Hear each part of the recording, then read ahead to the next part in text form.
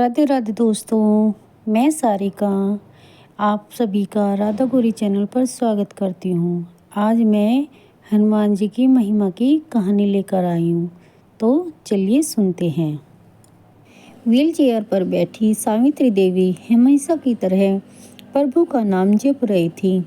रघुकुल प्रीति सदा चली आई, प्राण जाए पर वचन न जाए।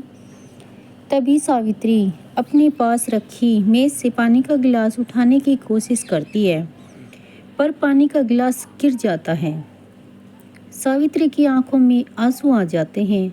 हे प्रभु राम, आपने ये कैसी जिंदगी दी है? तुमने मुझे एक बोझ बनाकर छोड़ दिया है। मैं क्या, मुझे इस मुसीबत से निकालने का कोई रास्ता नहीं है? तभी पड़ोस की लड़की गिलास गिरने की आवाज़ सुनकर घर आ जाती है। क्या हुआ आंटी? कुछ नहीं बेटी, माला मैं पानी पीने के लिए गिलास उठा रही थी, पर गिलास गिर गया, तो आप मुझे आवाज़ लगा लेती। आपकी आवाज़ तो मेरे घर तक आ जाती है। पर कोई बात नहीं आंटी, अब मैं आ गई हूँ। यह है, लगता है ज्योति आज काम पर जल्दी निकल गई। हाँ बेटी, सुबह सुबह ताज़ा फूल लेना, फिर उनकी माला बनाना और मन भाई लगता है इसने इस बहुत छोटी उम्र में तैराकी सीख ली। आज काम आ गई, पर इसके माता पिता कहाँ हैं? और तभी उस बच्चे के माता पिता वहाँ पहुँच गए। अरे बंटू, कुछ हुआ तो नहीं तुझे बेटा?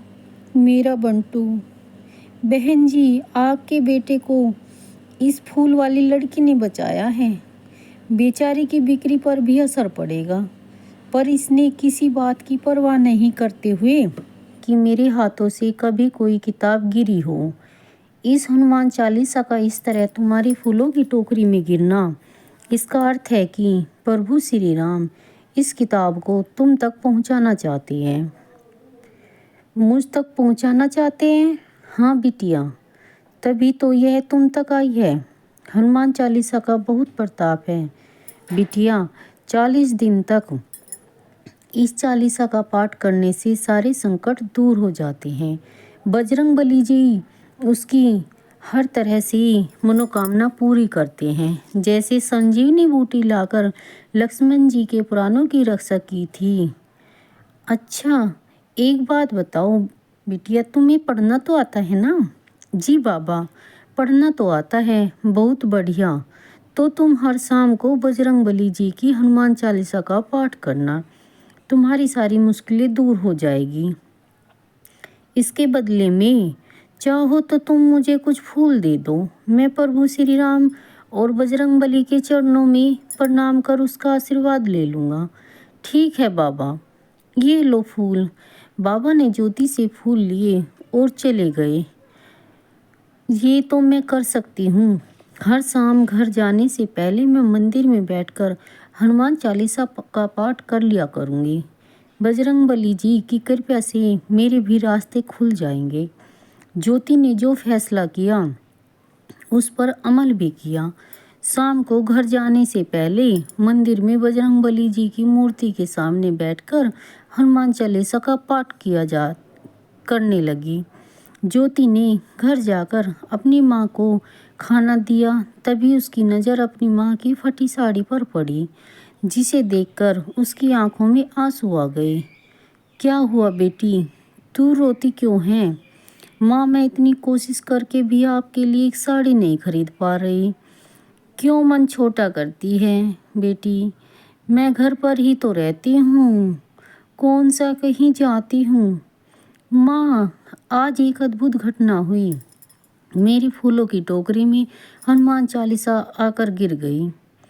एक बाबा के कहने पर मैंने आज से श्री हनुमान चालीसा का पाठ शुरू किया है। तुम देखना माँ, 40 दिन पूरे होते ही हमारे भी सुख के दिन शुरू हो जाएंगे। ज्योति ने माँ को खाना खिलाया गया। वाह वाह वाह, लोग ठीक ही कहते हैं, पढ़ लिख कर लोग स्मार्ट हो जाते हैं। तुम भी स्मार्ट हो गई हो भाई। शुक्रिया सेठ जी, शुक्रिया। पर मैंने ऐसा क्या किया? हंसते हुए।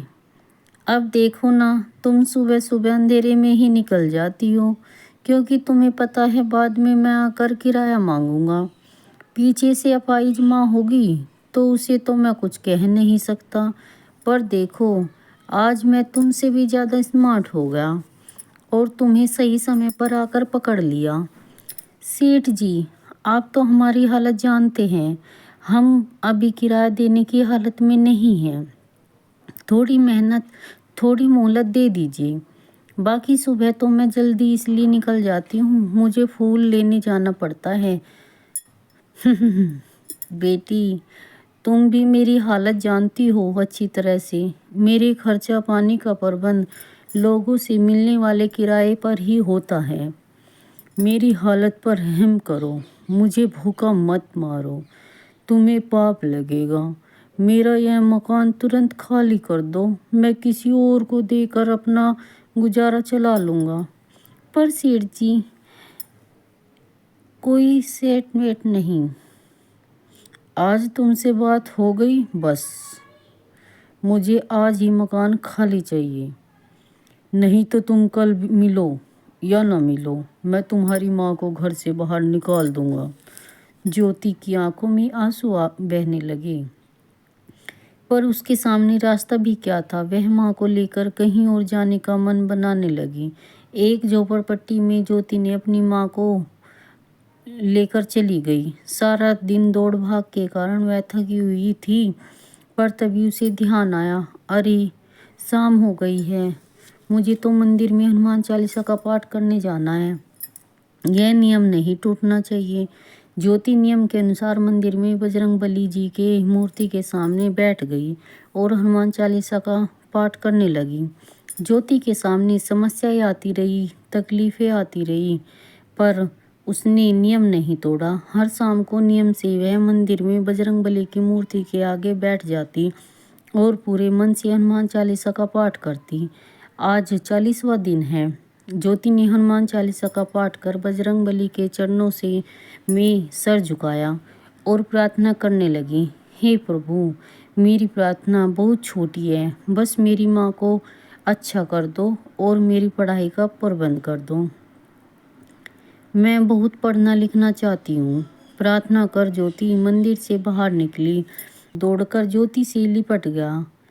दीदी दीदी, आप कैसी हैं? दीदी मुझे कभी मिलने भी नहीं आई। बेटी, परसों रक्षाबंधन है। बटुक ने जिद पकड़ ली है कि तुमसे ही राखी बंधवाएगा और किसी और से नहीं। बटुक की बात भी बिल्कुल सही है बेटी। बटुक की जान बचाने वाली उसकी असली बहन जो है, तो वह किसी और से राखी क्यों बंधवाए ना। आपको परसों मुझे राखी बांधने आना होगा दीदी। हाँ हाँ बटू, मैं ज़रूर आऊँगी। रक्षाबंधन वाले दिन ज्योति बटू को राखी बांधी। पर मुझे मेरी माँ की देखभाल भी करनी होती है ना। बिटिया, उसकी तुम चिंता मत करो, हम तुम्हारी माँ की देखभाल का इंतजाम भी कर देंगे और उसका इलाज भी करवाएंगे। ज्योति की आंखों से आंसू बहने लगे। वह बहुत खुश थी। बजरंगबली जी ने उसकी प्रार्थना सुन ली थी। ज्योति मंदिर के बाहर खड़े आने जाने वालों को हनुमान चालीसा की प्रतियां बांट रही थी और मन ही मन सोच रही थी, जिस तरह हनुमान चालीसा के प्रताप से मेरा जीवन बदला, दूसरों का भी बदलना चाहिए। हनुमान चालीसा के पाठ से उनके भी संकट दूर होने चाहिए। आने जाने वाले लोग हनुमान चालीसा की प्रतियां लेते हैं और उसे माथे से लगाते हैं। तभी ज्योति की नज़र उस बाबा पर पड़ी जिसने उसे हनुमान चालीसा दी थी। ज्योति बाबा के पास गई। प्रणाम बाबा, आपने सही कहा था, हनुमान चालीसा के पाठ से मेरा जीवन बदल गया, मेरी मुश्किलें दूर हो गई। इसमें तुम्हारी भी तो हिम्मत है बेटी। तुमने अपना नियम नहीं तोड़ा। एक बार प्रण करके नियम से काम किया जाए तो सफलता मिलती ही है।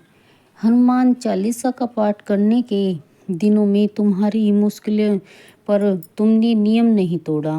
प्रभु परीक्षा लेते हैं पर घबराना नहीं चाहिए, अपना नियम बनाए रखना चाहिए। बाबा मैं आपकी कृपया कभी नहीं भूलूंगी, आपने ही मुझे यह रास्ता दिखाया है। बाबा ज्योति की बात सुनकर मुस्कुराए और देखते ही देखते एक पेड़ के पीछे अदृश्य हो गए। ज्योति को न जाने क्यों ऐसा लगा जैसे साथ साथ हनुमान जी ही उसके सामने थे, उसकी मदद करके आंखों से ओझल हो गए। ज्योति ने हाथ जोड़कर आंखें बंद की और सर झुकाया और बस इतना ही कहा, जय बजरंगबली, जय हनुमान। तो दोस्तों बताइए ये कहानी आपको कैसी लगी। तो फ्रेंड्स अगर आप सभी को ये कहानी अच्छी लगी हो तो प्लीज़ मेरे चैनल को लाइक कीजिए, सब्सक्राइब कीजिए और कमेंट करके बताइए आप सभी को ये कहानी कैसी लगी। धन्यवाद दोस्तों।